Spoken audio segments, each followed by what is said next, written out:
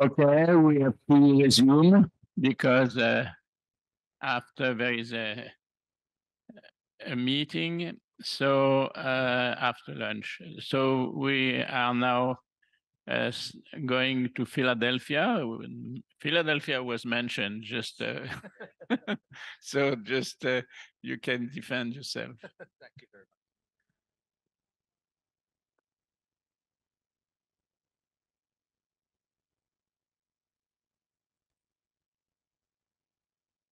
Thanks very much for the introduction. It's great to be here. I want to thank Jean-Pierre and his team who organized the meeting.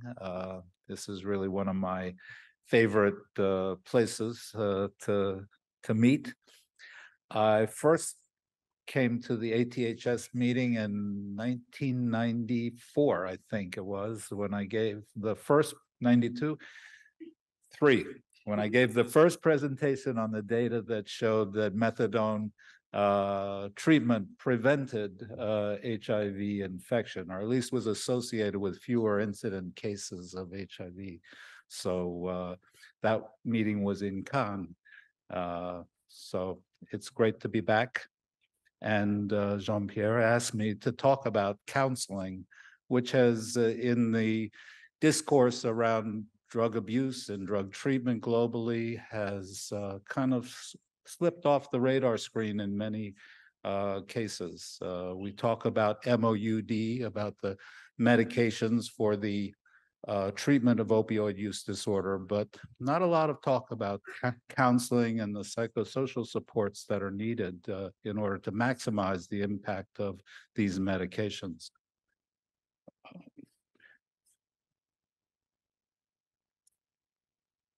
How do I advance the slides? This is, you know. Sorry. Oh, which one did you push? Oh, of course. Sorry. I will talk about counseling, but I think it's important to set the context, and I want to talk a little bit just about the global challenges of not only the epidemic of opioid use, but the response to that epidemic through the treatments that are available today. Talk about some of the contextual factors that influence the uptake of treatment, and some of the individual factors, and conclude with a little discussion about counseling strategies that we feel are have the most potential for assisting in the treatment. And this is just a way of introduction, recognizing that opioid use disorder is and remains and has always been a global phenomenon, although what's remarkable is the severity of the problems and the difference in the severity of the problems across continents, across countries. And what's not presented in this slide is the differences within countries, within cities, within communities. So I think in every country you can find locations, communities or neighborhoods where there's extreme distress caused by opioid use disorder. However, there are real concentrations in North America that I think are exceptional. So we have this global problem with opioid use disorder, and now we have more medications available for the treatment of opioid use disorder than at any time in history. We have pure agonists. Methadone treatment is by far the most widely available. We have partial agonists, sublingual daily administration of buprenorphine and naloxone, and we have extended release formulations in various doses and various strategies of delivery, injections, implants, and antagonist treatment, naltrexone. Again, we have oral and extended release and various dosages. So we have more treatment options than ever before. We probably have more people using opioids than ever before. So what's the problem? Why aren't we connecting more people to treatment sooner and engaging them in effective courses of treatment? These are just some visual examples of the various approaches that are available. And globally, the contexts differ in terms of the drug supply, and Don was talking in the previous session about the situation in New York and in most of the United States now with fentanyl, but the drug supply is quite variable, both in terms of accessibility, the volume of drugs that are available, the purity, and the content of those drugs, of those opioids. Criminal sanctions differ across the globe. Treatment policies are quite different in terms of who can access treatment and under what conditions. Some countries require daily dosing and daily observed dosing. Other countries have more liberal policies in terms of take-home medications. The availability of medications for the treatment of opioid use disorder is also quite variable, and provider training, the physicians' training and the medical staff's training on opioids and the treatment of opioids is quite variable within and across regions of the globe. In the United States, I'll just briefly mention that we've had a couple of recent articles that have looked at household surveys and databases on the administration of medications, and it was estimated that there are about 7.5 million people with opioid use disorder in the United States. And only about 14% of those individuals received any medication for the treatment of their opioid use disorder.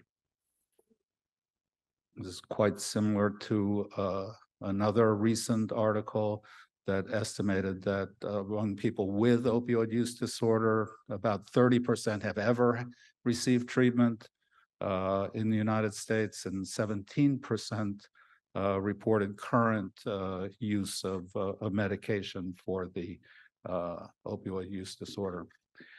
This is a recent summary of the European data, which is quite remarkably different than the United States. And I'm sure there's some measurement issues involved here, but in the European countries, in the EU countries, the data suggests that about 40% of people with severe opioid use disorder are receiving treatment, receiving medications. So we have this huge variability in terms of uptake of medications that are available.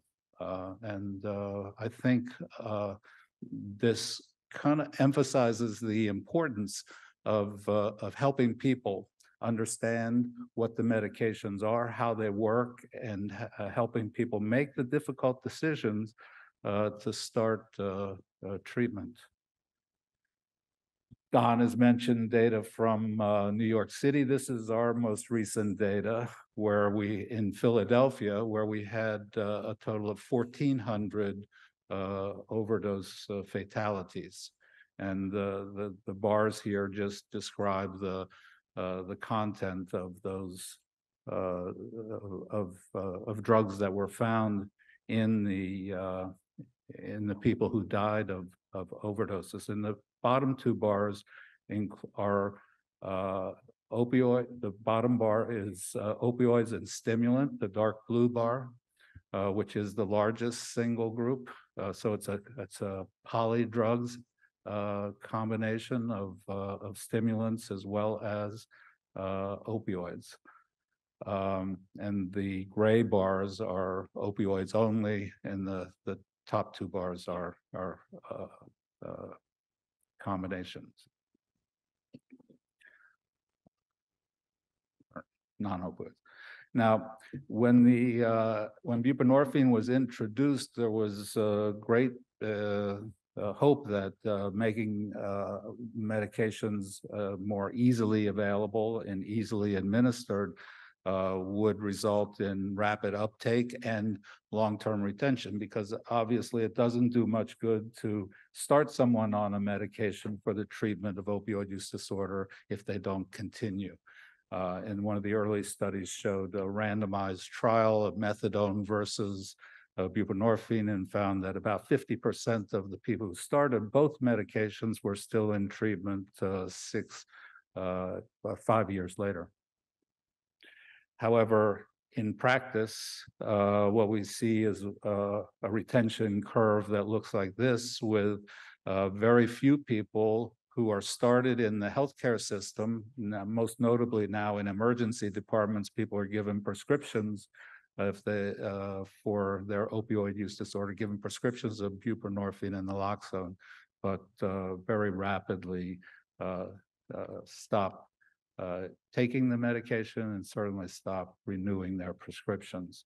And I think for all of the talks about treatment and the impact of treatment on opioid use disorder, it's really important that we adopt the treatment cascade model that was first developed in HIV care, and this was done by our colleagues in British Columbia, which shows, of all the people on the far left bars, all the people with opioid use disorder is broken down by urban versus rural, with the dark blue being the rural areas in British Columbia. But the cascade rapidly drops off for those who start treatment, those who remain in treatment for 6 months, for 1 year, for 2 years. And by the 2-year time point, less than 15%, less than across the two groups were in treatment. So we have a serious challenge of keeping people engaged in treatment. And this is partly due to the complex nature of opioid use disorder and the lives that people live, and the challenges in their lives that include a long list of social and health conditions. And I use this slide because in the United States, people have become focused on reducing the fatal overdoses as the primary mission. And yet we're never going to reduce the fatal overdoses until we address the underlying problems that exist. And so there are many individual factors that impact the uptake and retention in opioid use disorder. The stigma, prior experience with these medications. In Philadelphia, we hear lots of people who don't want to start buprenorphine again because their experience in their first course of treatment was painful and difficult. People, especially with fentanyl now in the drug supply, the time it takes from stopping your use to detoxifying sufficiently so you don't precipitate withdrawal with the introduction of buprenorphine has been extended.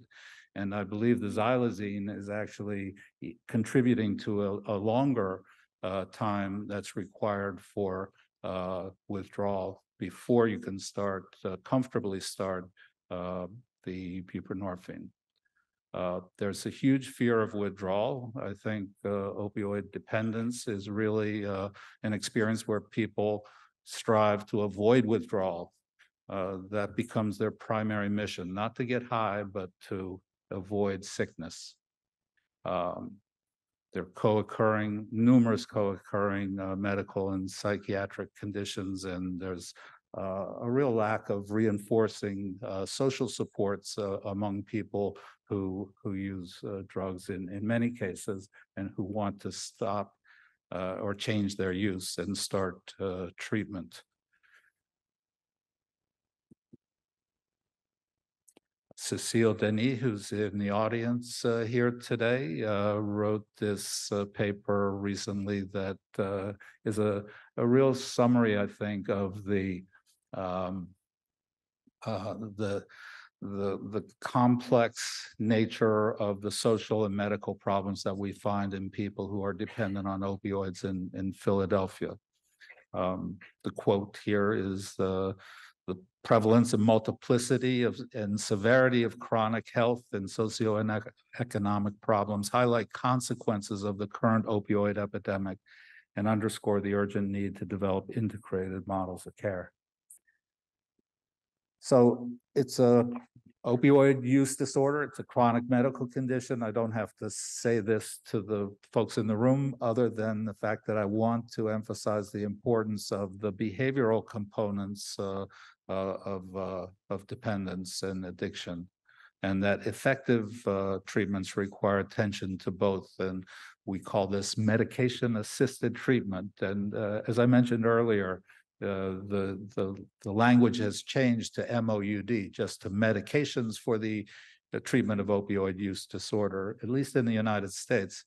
I think the assisted word has been dropped in many cases, but I still prefer medication-assisted treatment as a better description of what our challenges are. And so there are a real need at each of these steps in the treatment cascade. There's a real need for people to have supportive relationships with a knowledgeable person.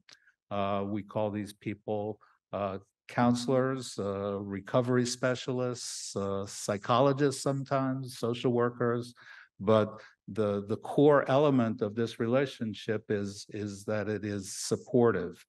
And in the case of addiction treatment, can provide accurate information about the medications that are being used, that can help the person to monitor adherence to taking their medication. It does no good, as I mentioned, to start people on medicine if they're not taking it. And counseling interventions can help improve adherence and help connect people to ancillary services, other medical services, psychiatric services, social services that are needed. And over the years, there have been many meta-analysis looking at trying to measure the impact of psychosocial services in addition to medications with mixed results. But I think this paper kind of points out one of the challenges of doing meta-analysis with counseling and psychosocial interventions. And we do have data that shows that that counseling strategies do help with engaging and helping people to remain in treatment. Now, this may just be an artifact and may be just another indication of the motivation to continue treatment. People who are more motivated can come to counseling, but there's strong evidence that that it is associated with retention in treatment. But I would argue also that we have an ethical responsibility to help people in treatment to deal with the multiple challenges that they face. And over time, the number of analyses that have been done that have looked at different counseling strategies have tended to support the efficacy of cognitive behavioral therapy. And over the past 10 years, I've been involved in helping to develop this counseling strategy that we call the behavioral drug and risk counseling. It's rooted in cognitive behavioral therapy. It focuses on short-term behavioral goals. We're not concerned about what caused the addiction problem as a primary mission of this intervention, but trying to help people make a plan for how they're going to get through the next day while they're taking their medication and avoiding the issues that often trigger their drug use. There are informal behavioral contracts that are developed by the counselor with the participant, with the individual. And the emphasis is again on drug-related problems. And we do anticipate challenges, including relapse. That the participant, the individual needs to understand that their recovery may encounter these relapses, but it does not mean that it's a failed experience.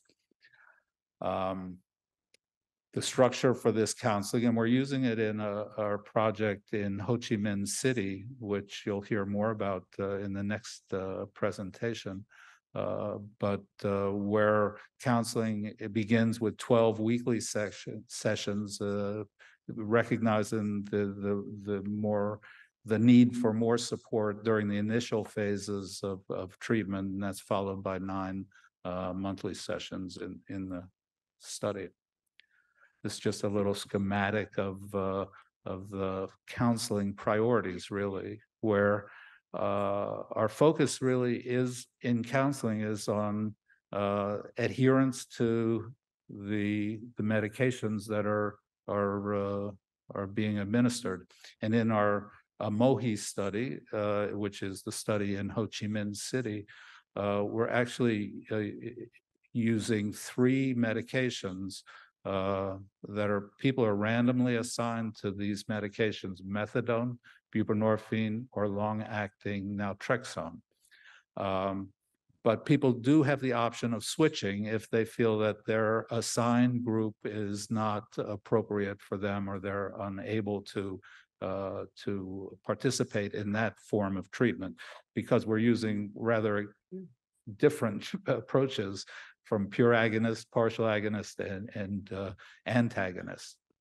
But at these weekly counseling sessions, monthly counseling sessions, the priorities are really to ask about any challenges with taking the medication. Have you been taking your medication? Have you missed any days? Why? And what are things that we can think about that might help make it easier for you to avoid missing? We also ask about opioid use and other substance use. Have you been drinking? Are you using at all? And what's been your experience, and how are you using, and what were the triggers that prompted the use? We ask about craving. Even if people haven't been using, if their craving levels are very high, it's something that needs to be dealt with, and can only really be dealt with in a counseling situation. This is something that medications don't always control.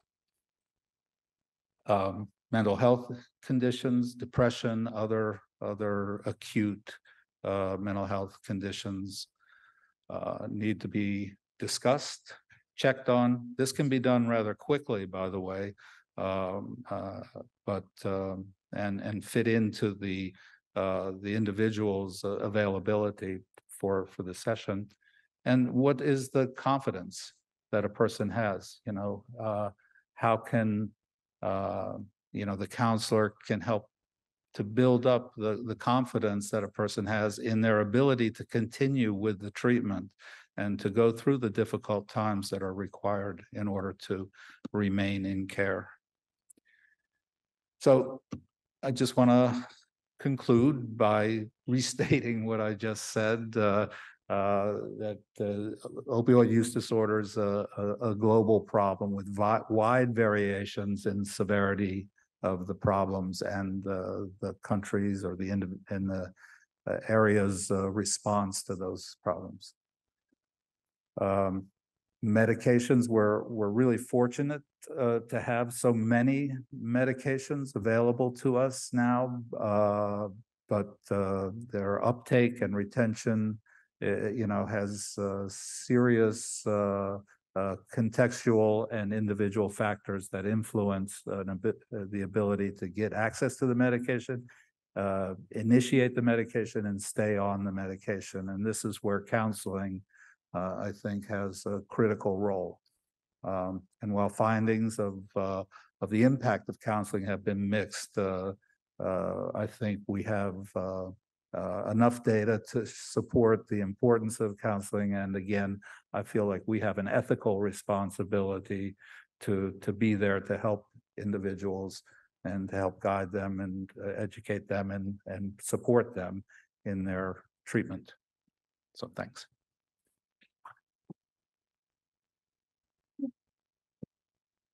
Thank you very much for this extensive, detailed study on a major topic. Questions? Yes, over there.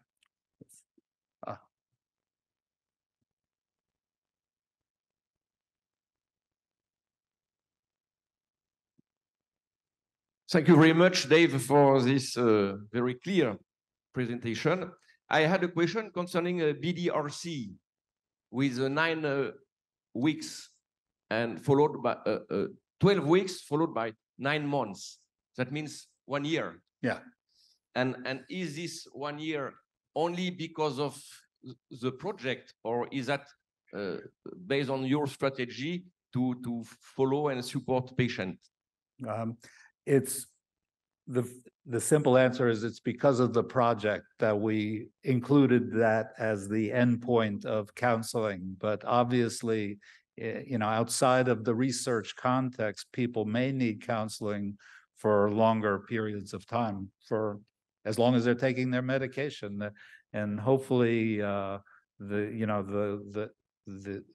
we'll be able to develop some sort of strategy that goes beyond the research. The same is true with the medications. You know, we have to change strategies because in that study in Ho Chi Minh City, Vivitrol may not be available for the long term. So I think we're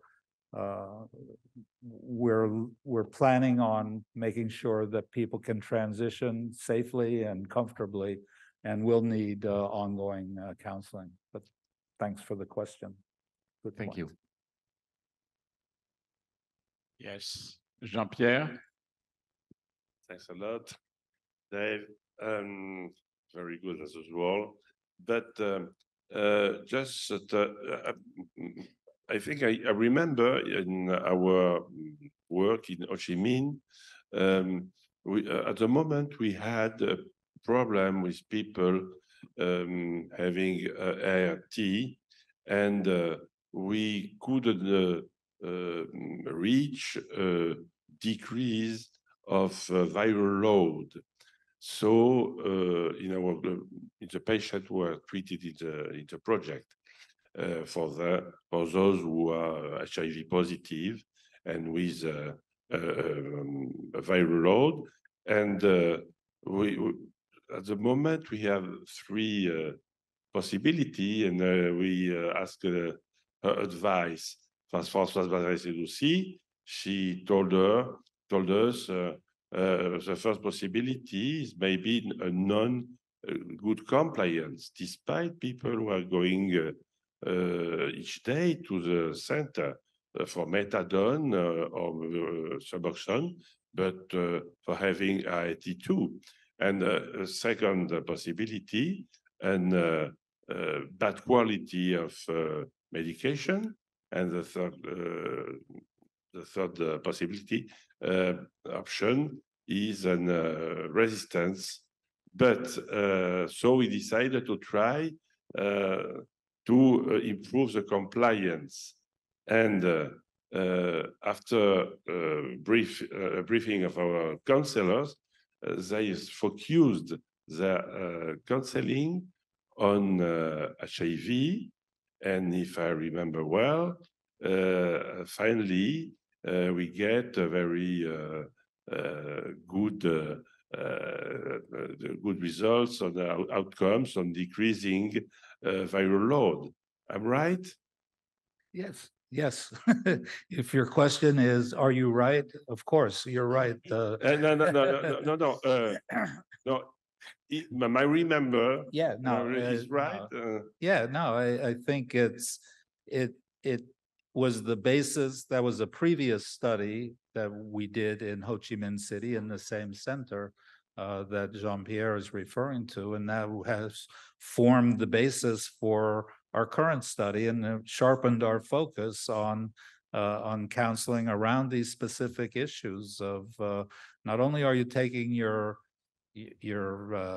medication for opioid use disorder, but are you taking your antiretroviral medication? And if not, let's have a discussion. Let's talk about what are the barriers, what are the challenges that you face in your life to be adherent to these combined treatments. And I think without counseling, those issues don't get addressed in a direct way.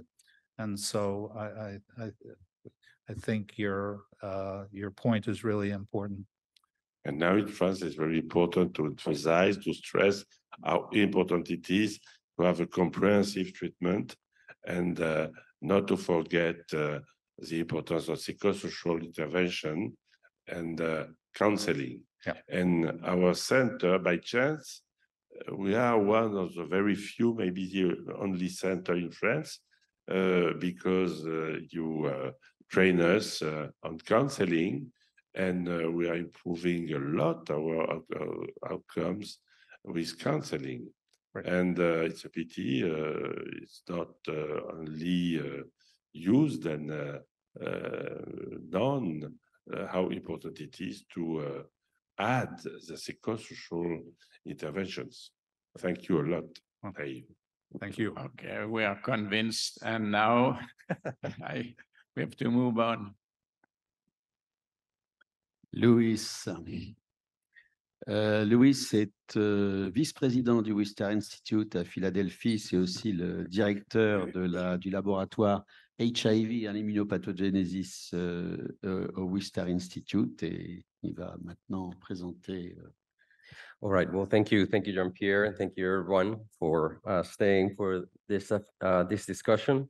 So I think a lot of the topics that we've heard create a nice background for the discussion we're going to have, because you've heard about the take of the vaccine in New York earlier. You've also heard from David on the study on comparing the 3 different medications of opioid use disorder head-to-head in Vietnam. We're going to introduce that.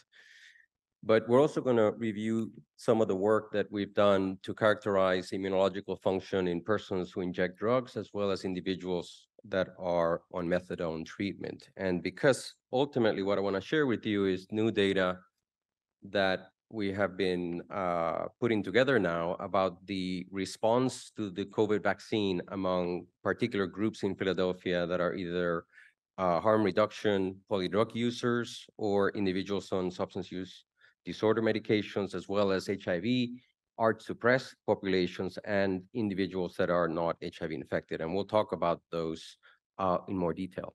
So the talk is going to be divided into 3 parts. We're going to review some background to give you some preamble as to why the vaccination study really is informative relative to what we've done before, as well as introduce the MOHI study that is currently recruiting and give you where we are with recruitment as of October. So one of the prevalent aspects of opioid use that we've been particularly interested in is the knowledge that it can affect gut function in relation to stasis. And this, in turn, can have a secondary effect on microbial translocation, which is the movement of microbial products or metabolites into the blood as a consequence of a delayed gut motility. And this has been described for opioids for quite some time relative to constipation, which is the most clinical evident symptom for a person that is on opioids. But there's a lot more that goes with that relative to what's happening in the system as a whole. Now, from an immunological perspective, we know that the gut epithelium becomes leaky due to an inflammatory response as the microbes become more dysbiotic in the context of the gut.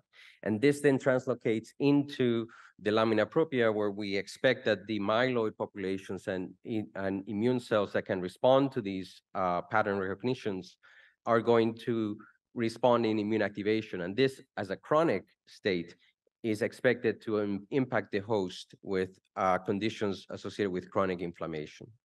So in the context of HIV infection, we know that HIV infection by itself also does the same thing, that it can actually compromise gut integrity, it can lead to microbial translocation, and soluble CD14, which is the LPS receptor, gets cleaved when a myeloid gets activated. And there is data from individuals that are starting antiretroviral therapy that show that the soluble CD14 levels can actually be an independent predictor of mortality, even if these individuals are successfully treated and suppressed, to suggest that the immunological function that is underlying a compromised barrier and higher soluble CD14 may be a dominant component to subsequent clinical outcomes. So because of that, we've been interested to track the soluble CD14 in populations that we're going to discuss. And the model is shown here. This is sort of like the conceptual model that we're trying to probe as we move forward. At the top, you have the immunological activation of the leukocytes that could be obviously independently affected by substances such as alcohol, opioid stimulants, and cannabis and nicotine. And there's been a lot of work about the yin-yang relative to the effects of these on immunological function. On the lower right, you have the gut. We talked about the dysbiosis that is associated with HIV infection as well as with opioids, and this could actually lead to activation. Now, in the context of HIV infection, in the lower left, you have the additional activation component of the viral infection itself, and that as a consequence can be a positive feedback loop both on the gut integrity as well as the immunological activation of the individual. So we're going to try to probe this model moving forward. So let's start with the persons who inject drugs that are not living with HIV and explore what is their immunological profile relative to factors that we can measure in the laboratory once we obtain specimens from peripheral blood. And we did this study several years ago where we compared individuals from Philadelphia that were injecting drugs and that were either sharing or non-sharing. In this particular study, we were trying to determine whether the sharing component added an additional burden to activation than non-sharing. But I think for the purposes of today, we're going to just go through this data because, first of all, it illustrated that these individuals have higher levels of soluble CD14 in their blood as compared to individuals that are not using, as well as additional markers that evidence the impact of myeloid activation. So, such as soluble 163 is another marker that we could use to evidence this particular pathway being upregulated. However, with respect to this particular profile, when we looked at their functionality of their immune cells, we looked at natural killer cells, relative to their ability to kill other cells. We also looked at the ability of natural killer cells to kill by antibody-assisted killing or antibody-dependent cytotoxicity. So these functions were not altered relative to persons who inject drugs versus control. Showing here is the data on direct cytotoxicity. This is the data on antibody-dependent cytotoxicity. And the graphs are busy, but the bottom line is that there's not a difference between the groups that you see in front of you, which was very interesting to us because we were expecting that there were going to be deficiencies. When we look at CD8 T cell activation, we can look at both the activation level relative to the frequency, as well as their response to memory responses, both to superantigen with SCB that you can measure proliferation, as well as recall antigens related to cytokine expression after activation. And again, we don't see evidence of a particular insult, at least in the context of these cells as they get to the lab and we get to test them in a Petri dish for functionality. However, when we profiled their subset distributions, we did notice that the dendritic cell compartment was significantly lower. And I want to hold on to that because one of the interpretations of that was that perhaps their functionality in vivo of the interaction between the immune compartments when they respond to such things as a vaccine may actually be compromised due to a lower level of dendritic cells. Now, obviously, this is the peripheral blood, so we cannot overreach our interpretation as to redistribution versus reduction, but it's not an uncommon conclusion that when you see subsets that are changing in the blood, they do translate to some sort of functional consequence in vivo. So from this, we basically interpreted that there was a lower frequency of dendritic cells in individuals who inject drugs with evidence of microbial translocation without a evident impairment on leukocyte function that we could measure in ex vivo. So we needed to understand what would this mean in the context of an in vivo scenario. After this, we wanted to determine is people who inject drugs have the same profile of activation as individuals on substance use medications, because obviously methadone and buprenorphine are using the opioid receptor as well, whereas individuals that are transitioning to naltrexone would not be using the opioid receptor. And here we're going back to this model where we're basically saying rather than an opioid use, what's feeding the activation is going to be the medications of opioid use disorder that utilize the mu receptor. And would they basically feed into this activation sequence? So we basically compared individuals that were ART suppressed and living with HIV that were on methadone or naltrexone, and basically evidenced the same observation that we had already observed in persons who inject drugs, which is that the levels of soluble CD14 were higher in individuals that were on methadone as compared to ART suppressed individuals that were not on any evidence of drug use, or individuals that were on naltrexone.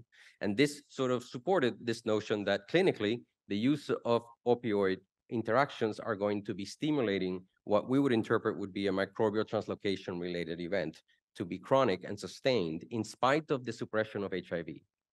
So from this secondary cross-sectional study, we interpreted that as I mentioned, that these particular interventions would come at an immunological cost to the individual. So we needed to understand what would this mean in the context of immunological function moving forward. So here's where we come to the COVID vaccine study, where what we wanted to determine was whether the responses against SARS-CoV-2, when comparing healthy and vulnerable populations, in this case, vulnerable meaning HIV positive that are ART suppressed or individuals with substance use disorder, will they have a differential response when we measure both the level and the duration over 6 months when we do interval measurements over time? And this is different than the discussion we heard this morning, because these are of individuals that were actually successfully vaccinated. What happened to them, as opposed to how many vaccinations were completed successfully or how many individuals received the vaccine in the population. We're looking at the success of individuals that actually completed the vaccination as to how successful were these once we measure them as compared to other groups. So the hypothesis was that individuals with chronic HIV infection due to residual activation or opioids would significantly impair the ability to mount an effective immune response, which by effective is really the level that we're measuring in individuals that are controls, because we don't have a correlate of a level that we can say that COVID immunity is associated with prevention at a particular level. We have not, as a field, defined that number relative to that you can go to the lab and say, do I have a titer like you would for rabies, for example, or for other types of conditions we get vaccines for. So what we then undertook is the recruitment of individuals who received a full course of either the RNA or the DNA vector, the J&J adenovirus vaccine, and determined their retention, their levels and the retention when we subsequently sampled them over 3 months at baseline, 3 and 6 months. We looked at 5 groups. We looked at controls, which were basically Wistar employees in Philadelphia that were not living with HIV. ART-suppressed individuals that were either on medications of opioid use disorder or not, which is the same as we looked at earlier, and individuals from a harm reduction center, which is where we also recruited the earlier studies that I indicated with the persons who inject drugs. In this case, at recruitment, we were asking for individuals that were opioid seekers or stimulant seekers to try to bias the recruitment for what would be an opioid or a stimulant or cocaine user. At least that was the intent when we started to recruit. So the study population was well divided into male and female between the different groups. This is a subset that were immunologically profiled in addition to the COVID responses, and I'll show you data on that. ethnic distribution was was reflective of the pandemic with HIV, with greater frequency of African Americans. Opioid users in the harm reduction was a greater frequency of Caucasian and whites, which is also reflective of the population relative to drug use in Philadelphia. Those were the, the main features relative to distribution. They were all aged between 37 and 55. And regarding the subset that we did initial immune characterization, we see the relationship between soluble CD14 and beta-glucan, which are two microbial translocation-related variables that you can measure. Now, rather than soluble CD163, which is what I showed you before, which is a similar protein that can be shed by the myeloid upon activation, now we're looking at beta-glucan, which is actually a fungal component. And we see the relationship between soluble CD14 and beta-glucan. And we also measured interferons because we were trying to explore whether the interferons were going along with the soluble CD14 in induction. And the answer is that even though the interferons were correlated, it wasn't actually tracking the soluble CD14 directly. And this slide is busy and all the 5 groups are there, but what I want to highlight is that we sort of reconfirmed the soluble CD14 data that I showed you earlier in this cohort in the same manner as we had seen before. HIV ART suppressed have higher levels, opioid users have higher levels, as well as the groups on medications of opioid use disorder. So as far as the profiling that I showed you earlier, this vaccine cohort was actually showing the same type of variable changes. When it comes to the vaccination, the recruitment then expanded into about 700 individuals that were either receiving J&J, the Moderna, or the Pfizer. As per protocol, we recruited individuals that successfully completed the 2 doses for the RNA. And we also, during the 6 months, were able to document who got boosted and who didn't get boosted in the context of time of follow-up. Things to note is that per the Department of Health in Philadelphia, there was a bias to offer the J&J adenovirus vector vaccine to populations that were on substance use disorder, with the expectation that because it was a single dose, they had less demand to come back a second time, and perhaps that would increase the efficacy of the intervention. So you can see that the populations in the harm reduction center have a greater frequency of J&J than the others. There's obviously also RNA within those populations as well. The second thing I want to note is that the boosting was more successfully completed by the controls and the ART suppressed than, again, the individuals in the harm reduction, which were boosted about 50%, which is somewhat similar to the numbers that we saw earlier this morning. Regarding substance use, which is in those individuals in the harm reduction center, the opioid seekers and the stimulant seekers, we see the same thing that we discussed this morning in other groups, meaning that the fentanyl is in the cocaine stimulant users, xylazine is together with fentanyl, and the opioid users also have stimulants within them. So in a sense, we have really a polydrug use profile, together with the profiling that was done in all these patients, over 1,200 drugs, that basically characterize the presence of all the different drugs in the plasma at the time that the titers for COVID and the immunological profile was being completed. And as discussed this morning, 84% of people on the opioids have both fentanyl and xylazine, and 33% of the stimulant users have fentanyl and xylazine as well, which is the concordance with what we talked about this morning. The additional red dot in that long list of drugs is the ART, the antiretroviral therapy in the ART suppressed groups, which corresponds with the presence of antiretroviral therapy. In the urine test, the same thing came back, which is the fentanyl was pretty much present throughout the opioids and in a large number of the stimulants, as well as cocaine was detected across pretty much both groups. So overall, we would interpret we have a polydrug use population that is slightly slanted relative to the preference of drug seeking, but we would also could interpret them together as one polydrug use population due to the presence of the drugs in both populations. So regarding the titers, This is the titers to the wild type Wuhan across the 6 months. And you can see that there is responses in all 5 groups, that the retention of the responses can be observed in both the control and the HIV, and that the lines are slightly lower for all the groups that are on substance use disorder medication or are active users. And we're going to explore those a little bit more. The same pattern was seen when we looked at the Delta in red and 2 Omicron strains in green and in purple. And when we looked at this data, we could also look that individuals that were responding well to one of the COVID isolates were also responding well to others. And the assay that you're seeing here is neutralization, which is basically add the sera to a biochemical assay that looks for the interaction of the SARS-CoV-2 with the spike protein. So anything that neutralizes or blocks that is the neutralization titer that you're seeing.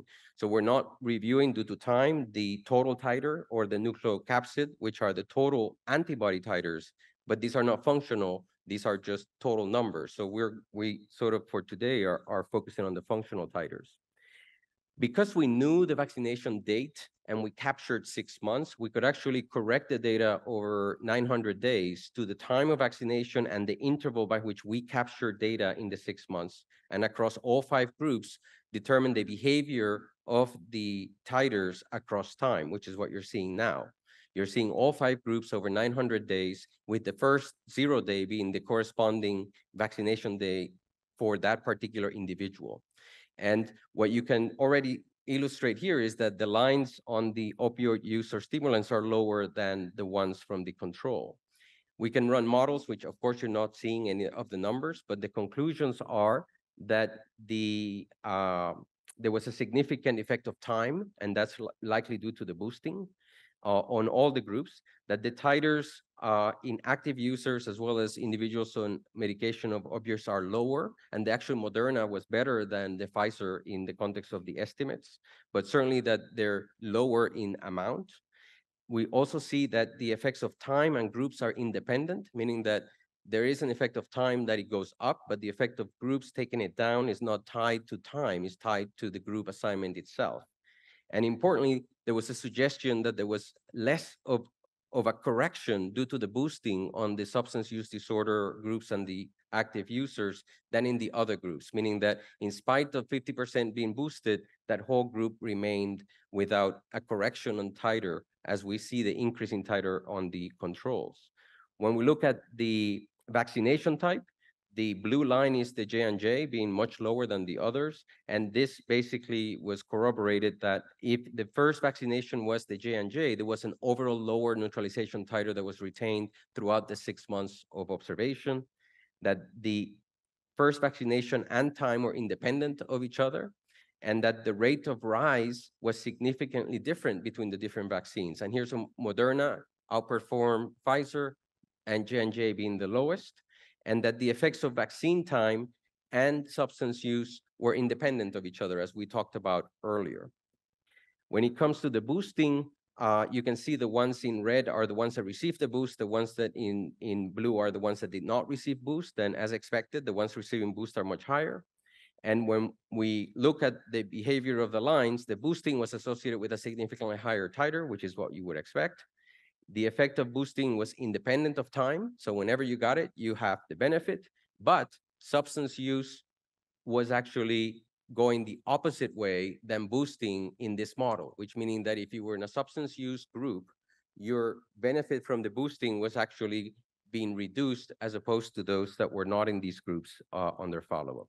So what we can conclude is that individuals that are actively seeking have elevated levels of microbial translocation markers, suggesting sustained activation, and that the polydrug use is prevalent in the populations that we looked at, and we discussed the presence of the drugs in pretty much all the groups, and that the vaccination eliciting neutralization responses, although present in all groups, were actually lower in individuals on medications of opioid use disorder or active use.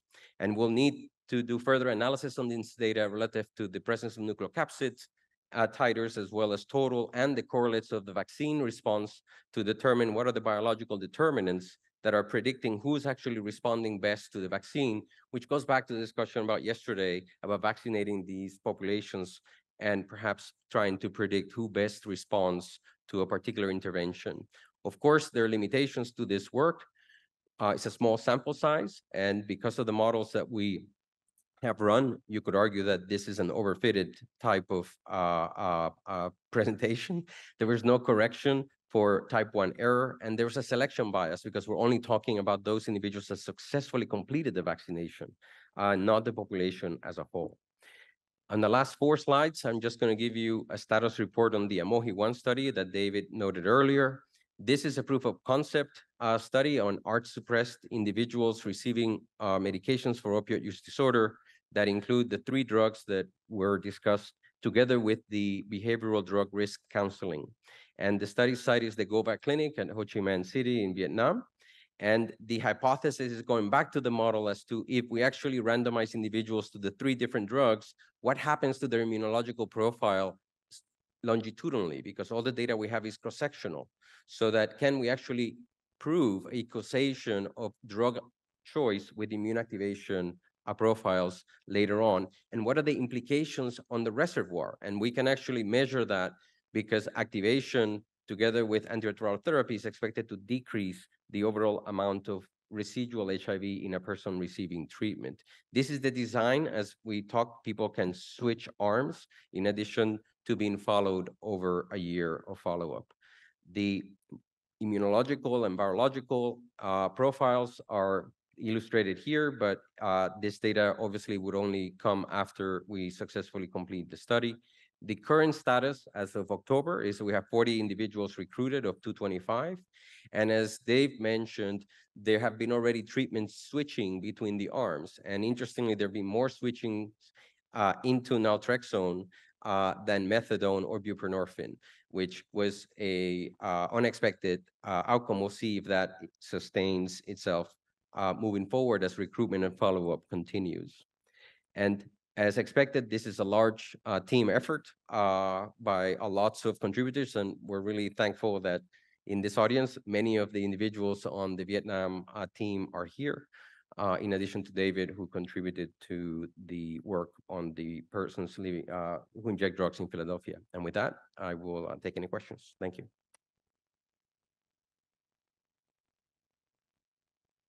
Nous n'avons plus beaucoup de temps. Est-ce qu'il y a There's une not much time left. Maybe there's one question.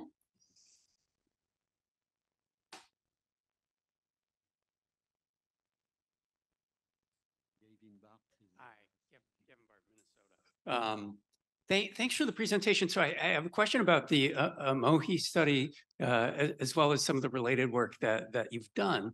Vietnam especially has, transitioned from getting people on ART relatively late in the course of their HIV to getting them very early now. And certainly that has different implications for the immune system.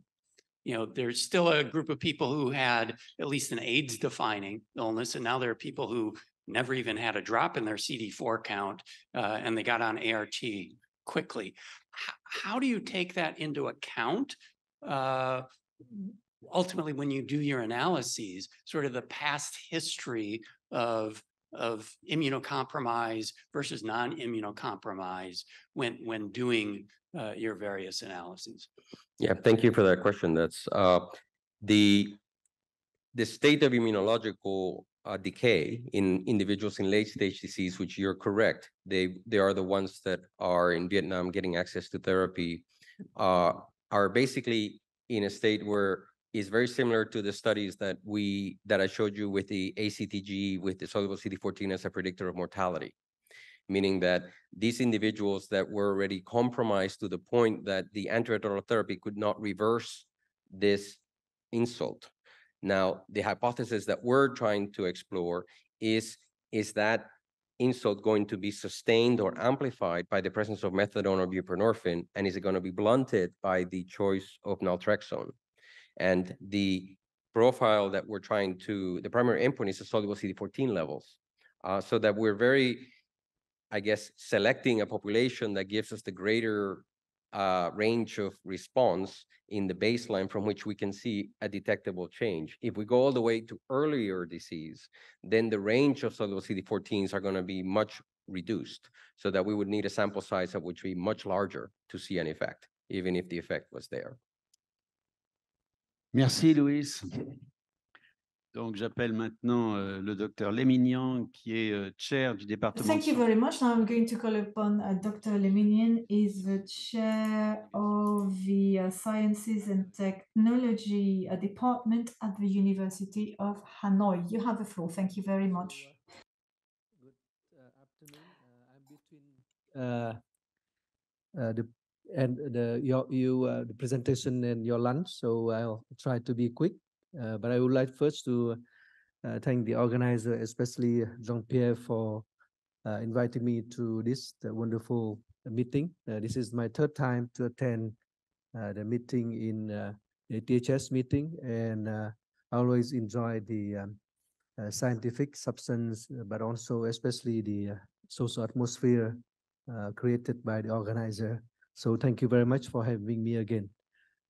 So I'm going to describe the situation, the methamphetamine use among patients or people who are on methadone maintenance. Many of them are stable in Vietnam, and how we, and one of the study that we are funded by NIDA to develop the combination of EBI intervention to respond to the rising methamphetamine use among methadone patients. So this is my disclosure. I don't have any conflict of interest. I'm funded by NIDA, and also I want to thank my team at HMU and UCLA for the work that we are doing. So as you know, some of you know, over the past almost 15, 20 years now, we have developed the methadone program, maintenance program in Vietnam. And we started with the pilot in 2008, and then rapidly expand starting from 2010 to now. Over the past 15 years, the program have, despite the fact that it has expanded, there's still the main the delivery mode is still that patients still have to come to the clinic on a daily basis and receive the methadone doses. Recently, we have piloted with the government have started the pilot with the methadone take home, but in a very limited scale. But hopefully, with the lesson learned from the methadone take home, they will expand to rapidly. But what we have observed over the past 3 to 5 years is that the level of patients who are enrolled in methadone programs sort of leveling off, and actually in some provinces, this is the national data. But in some provinces, we are seeing more people leaving methadone program than people who are enrolled in the program. And why we are trying to put people in methadone, sort of encourage people going to methadone for MOUD, for the opioid or opioid use disorders treatment. Somehow the epidemic of methamphetamine use is rearing its head and emerging in Vietnam. One of the first study and first people observed and documented this trend was Professor Don de Jalais, and in a paper that he published recently, and he observed that the rise of methamphetamine use among people who inject drug, inject opioid, started to emerge in 2005, and then exponentially grew in the next decade. And over the period of 2016-2018, the survey among hundreds of RDS survey among hundreds of people who inject opioid in Haiphong observed that the level of use sort of plateau around 50% of people using to a fairly large extent. Also, in a related study, one of the researchers observed that the methamphetamine use is associated with the double increased risk of unsuppressed HIV viral load, despite the high level of ART adherence. So this is a very challenging situation that actually the methamphetamine use have certain impact on the HIV treatment and resulting in the higher demand for harm reduction challenge. And this is not just in Vietnam, it has been observed in other countries as well.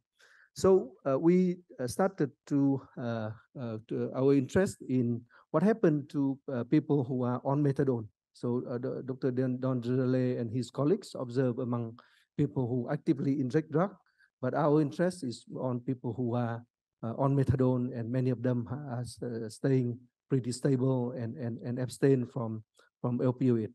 So we conducted a survey in 2018 using ATHS, which I will mention later, in 5 clinics in Hanoi. And we observed some of the level use of high risk, about 9%. The moderate risk is about 70%. So there's a quite significant level of methamphetamine use among people who are on methadone. So that the start of our interest, the study that I will describe.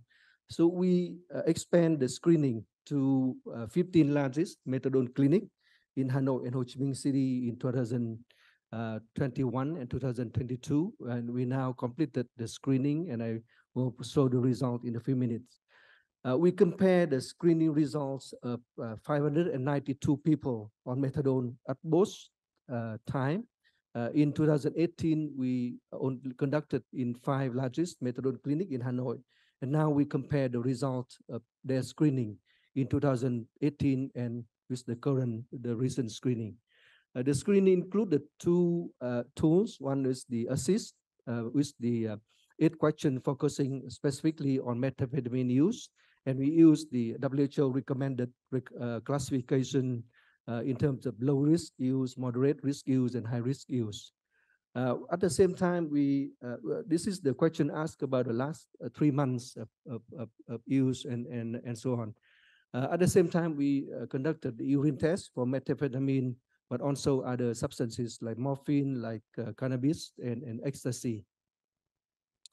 So here's some of the result of what I would like to show, the result of our screening, extensive screening in 2021 and 2022. As I mentioned, we screened in 15 clinics, and 8 in Hanoi and 7 in Ho Chi Minh City, all of the largest methadone clinics in both cities, which is the 2 major urban centers in Vietnam. And we were able to, you look at the number of patients reported actively enrolled in the clinic, the number of patients that we were able to screen. And you can see that we were able to screen a pretty high percentage. In most of the clinic, is over 80% of clinic patients were screened. And even in some clinic, about more than 90% of the patient was screened using both ATHS and urine test. And here's the result of the screening in 2021 and 22. You can see that there's a fairly high number of patients who are on high risk and especially the moderate use and the low risk, moderate and low risk, which is the yellow and the green bar. In both sides, we compared the result of the screening with ATHS and the screening of using the urine test. In both sides, you can see that people who are at higher risk have a higher percentage of urine test positive. This is not a surprise. But in the moderate risk, about 40% of the people classified as a moderate risk using ATHS tested positive with the urine, right? And especially in Ho Chi Minh City, the percentage of tested positive is much higher than in Hanoi. And this is something that we are very interested in the result, because it seems that the methadone patient in Ho Chi Minh City are much more active and risk and user in methamphetamine than in Hanoi. So in the context of Vietnam, as you know, that the clinics can't afford the test for for substances because they usually only test for heroin or morphine, but they don't have the test to test for different substances, right? So we asked the question that what if they use the assist? Can they use the assist to predict the urine test positive? So this is the correlate of the sensitivity and specificity analysis of using assist score to predict the urine positive among the methadone patient in both Hanoi and Ho Chi Minh City. And the analysis showed that with the score around 7, which is a little bit higher than the range, the so-called low risk use by WHO, we could have about the sensitivity about 75% and the specificity is about 94%. And this is what we need because we actually need to reduce the false positive, which is the high specificity, right? We need to make sure that the patient, if they have the score higher than 7, we are pretty sure that patient also tested positive with the urine test. And this is the kind of if the clinic can implement the urine test, they can easily implement the assist and use that as an indicator to know which patient that need to have intervention. So I skipped the analysis for Hanoi and for Ho Chi Minh, which is a pretty similar score. When we look at the assist score by HIV status and the UDS or urine test status, we see that across the board, regardless of the HIV status, usually we observe that the patient who are on UDS tested positive for urine have a much higher score, significantly higher score than the patient who are not tested positive with methamphetamine. So that's the result of the screening, the large screening that we conducted. Now we look at the patient who we were able to screen both in 2018 and 2021-22. And this is the 592 patients recruited from 5 largest methadone clinic in Hanoi. And we see that you can see that the number of patients who coming from different clinics vary depending on the size of the clinic, but also the dropout from different clinics as well. So remember that this patient who are screened at both times. So if you look at the assist score, if we compare the assist score of 2018 and 2022, we see that there's a pretty significant reduction in terms of no risk or actually reported no use of methamphetamine at all. But then there's a increase in the low risk group, and there's for other group there's not so much changes. But for the UDS, the urine test result in 2022, we see a much significantly higher number of patients who are tested with the urine positive. And this is a very challenging situation in the context of Vietnam, where we have a new drug law that put a lot of restriction on how long people can stay on methadone if they violate with the urine test positive for any of the substances. So this call for a urgent action that how can you reduce the methamphetamine use in the methadone clinic among the patient on methadone clinic. So we are funded by NIDA to conduct a study with the goal to develop and evaluate the optimal combination of evidence-based intervention in order to improve both HIV outcome and reduce the methamphetamine use among people with opioid use disorders who are on methadone. This is a adaptive design that you can see that we enroll patients after the motivational interviewing session, and we we randomize them into 2 arms. One is the CM or contingency management for straight 12 weeks versus the other group is 6 weeks of contingency management and 6 weeks of group education. And depending on the response or the test, urine test, methamphetamine at the last 2 weeks, week 11 and week 12. We randomize them again. For those who are response, we provide SMS reminders on a weekly basis. And for those who didn't respond to the initial intervention, we randomize them into either receiving matrix-based intervention only or matrix plus CM. And then we assess the result again in 24 weeks, and the intervention ended in 24 weeks, but we also assess them at the week 48, which is the 24 weeks after the intervention ended, to look at the long-term outcome. And for those who are interested in the study, we published the protocol paper in the trial journal recently. So this is the 4 EBI intervention that we combine, we put in the study. One is the motivational interviewing. The second is contingency management. The third one is matrix-based group session, and the fourth is SMS text messages. We know that each of the EBI here have been proven effective as an individual, as a intervention effective intervention in and of itself. But how we can combine this intervention, depending on the response of the patient, is the question that we are interested in. So to date, we have screened more than 6,000 patients on methadone. We have enrolled 667 patients in our study. We sort of under-enroll people who are HIV positive. Somehow, people who are HIV positive have not used methamphetamine as much as people who are who are not HIV positive. And here's some of the baseline results.